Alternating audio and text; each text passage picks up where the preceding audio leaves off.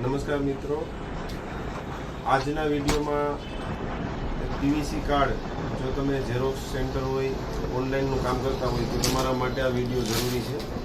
તો આ રીતના પીવીસી કાર્ડ તમારે બનાવવો હોય તો એના માટે ઘણીવાર એવું થતું હોય કે પીવીસી પ્રિન્ટર જોઈએ, પણ હું તમારા માટે આજના વિડીયોમાં એવું બતાવવા જઈ રહ્યો છું કે નોર્મલ પ્રિન્ટર હોય તમારી પાસે, ઇન્જેક્ટ નોર્મલ પ્રિન્ટર હોય, એપ્સન, કેનન, HP, બ્રધર, તો એની અંદર તમે આવા સ્માર્ટ કાર્ડ બનાવી શકો. એના માટેનો આ વિડીયો છે. તો આ વિડીયોમાં તમારે કાર્ડ કેવી રીતના બનાવવા એ હું તમને સિમ્પલ રીતે હું બતાવીશ. એના માટે તમારે જરૂર પડશે એક ઇન્જેક્ટ પ્રિન્ટર. આ જે છે પીવીસી કાર્ડ બનાવવા માટેનું મટીરિયલ છે, એમાં આ 100 પેપર પ્રિન્ટ કરવા માટેના આવશે અને 100 ફ્રન્ટ સાઈડ અને 100 બેક સાઈડ માટેના લેમિનેશન પેપર. આ પેપરની સાઇઝ 4/6ની છે, એટલે એના માટે તમારે કોમ્પ્યુટરની અંદર કાર્ડની સાઇઝ 86x54 એટલે સ્ટાન્ડર્ડ સાઇઝ આની છે 86x54 આવતી હોય, એટલે તમારે 86x54ની સાઇઝમાં ડિઝાઇન બનાવી લેવાની છે. પછી પાન કાર્ડ, આધાર કાર્ડ, કોઈ પણ સાઇઝ ડોક્યુમેન્ટની આઈડી જે સ્ટાન્ડર્ડ સાઇઝ છે એ 86x54 mm છે, એ બનાવી રેડી કરી અને આ 4/6નો કેનવાસ સાઇઝ છે, એટલે 4/6ના પેપર સાઇઝની અંદર તમારે આ જે તમારી ડિઝાઇન છે એને આપણે સેટ કરી દેવાની છે. એટલે એક 4/6ની અંદર તમે એકસાથે 2 પ્રિન્ટ તમે કાઢી શકો. અને આ જે પેપર છે, પેપર જોયો તમે, આ પેપર બંને સાઈડ પ્રિન્ટ થાય, ફ્રન્ટ સાઈડ, બેક સાઈડ, એટલે એક જ 4/6માં તમે એકસાથે 2 આઈડી કાર્ડ તમે પ્રિન્ટ કરી શકો અને 2 રેડી થાય છે. પ્રિન્ટ કર્યા પછી આને કટિંગ કરવા પડતા હોય, એટલે એના માટે તમારે આઈડી કટર જોઈએ. એટલે આ અત્યારે આપણે 4/6માં આપણે અંદર 2 કાર્ડને સેટ કરી દીધા છે અને પ્રિન્ટ કરી તમને કરીને બતાવું છું. અત્યારે મારી પાસે એપ્સન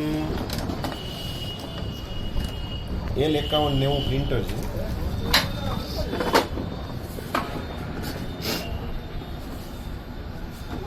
ચાલો આ પેપર આપણે રાખી દીધા.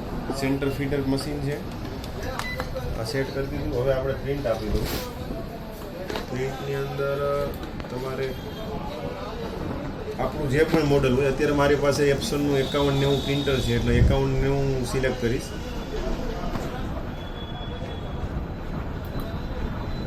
આ પેજ સેટઅપની અંદર તમારે અહીંયા રાખવાનું છે 4/6, અહીંયા રાખી દેવાનું છે એપ્સન મેટ અથવા ગ્લોસી, બરાબર. અત્યારે સ્ટાન્ડર્ડ સાઇઝ ચાલશે. આ ઓકે આપી દીધું, બરાબર. આ પ્રિન્ટ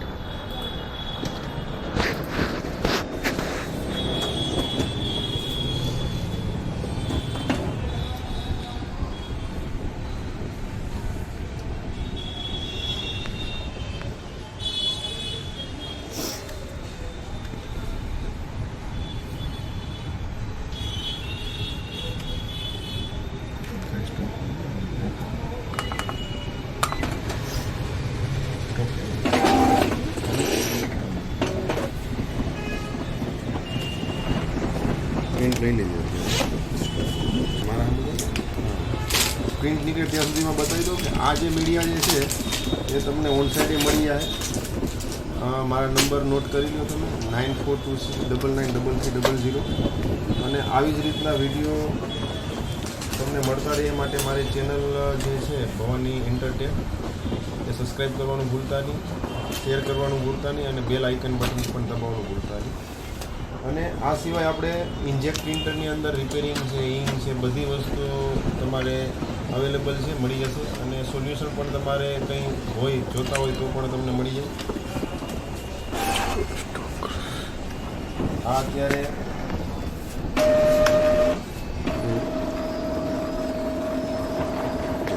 હવે બંને સાઈડ હોય તો તમે બંને બાજુ પ્રિન્ટ કરી શકો, બરાબર. બેક સાઈડ તમે પાછળની જે કંઈ ડિટેલ છે એ તમે સેટ કરી અને આ જ પેપરને તમે ફેરવી અને બીજી સાઈડ બેક સાઈડ મૂકી અને પાછી પ્રિન્ટ આપી. આ લેમિનેશન શીટ લેમિનેશન શીટને તમે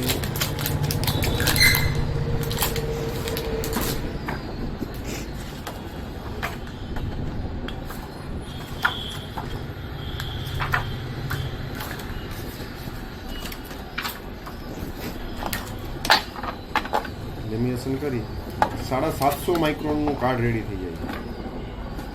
આ કાર્ડ આપણે આ જ મશીનમાં પેલા બનાવેલું છે એટલે વધારે ટાઈમ તમારો ખરાબ ન થાય, વિડીયો લાંબો નથી બનાવવો આપણે, એ માટે આપણે કાર્ડ રેડી કરીને રાખેલું છે.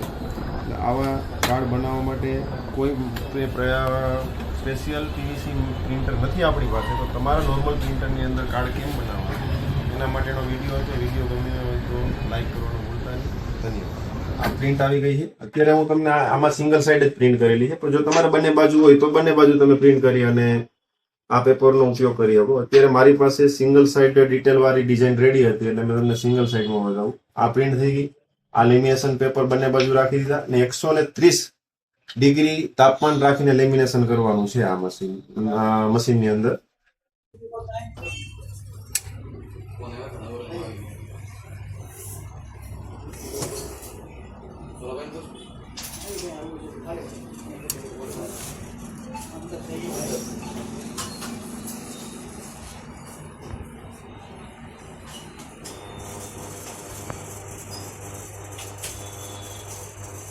લેમિનેશન કઈ રીતના થાય પણ તમે જોઈ લીધું. હવે આવો આપણે આ ડાય કટરની અંદર, આ એક ડાય કટર જે સ્ટાન્ડર્ડ સાઇઝ આવે છે 86x54 નું 54 mm બરાબર. એને આ રીતના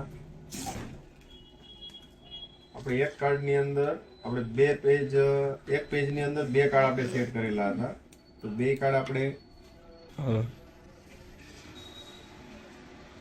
આ બીજું કાર્ડ આપણે કટ કરી લઈએ. આ બંને કાર્ડ તમે જોઈ લ્યો, એકદમ કડક પ્રિન્ટ ઉપર સેફ, લાંબા સમય સુધી સ્ક્રેચ કામાં નહીં પડે, કોપી લાઇટ રિઝલ્ટ નહીં ખરાબ થાય. આવા નવા વિડીયો જોવા માટે અમારી યુટ્યુબ ચેનલ છે ભવાની એન્ટરટેક ટાઈપ કરવાનું છે.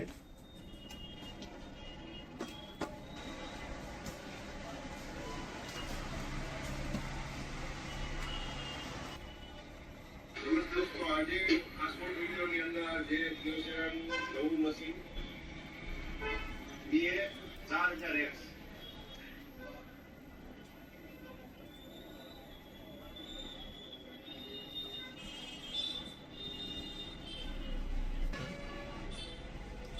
મિત્ર, આવા વિડીયો તમને મળતા રહે એના માટે અમારી ચેનલને સબસ્ક્રાઇબ કરવાનું ભૂલતા નહીં, બેલ આઇકન પણ બટન દબાવવાનું ભૂલતા નહીં, અને જો વિડીયો સારો લાગ્યો હોય અને બીજાને પણ ઉપયોગી થાય એના માટે શેર કરવાનું પણ ભૂલતા નહીં.